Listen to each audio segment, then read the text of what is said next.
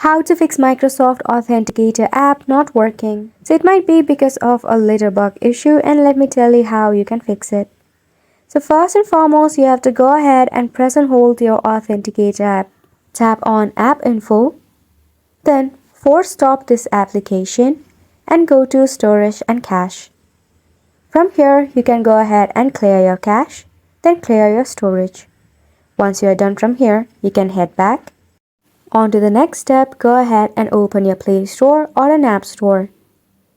Right here, you have to go ahead and search for Microsoft Authenticator App. Tap on it and check if there is any update bubble for you. If there is an update, simply leave it for an update.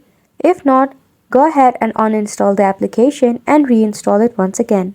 And the last option is to restart your mobile device, for which you have to press and hold your power button and then tap on restart or reboot your mobile device. Hang on, there is more to it.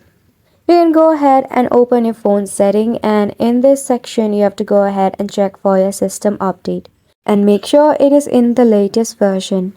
So once you have done all of these steps, your issue must be solved. So go ahead and give this a try, and thank you so much for watching.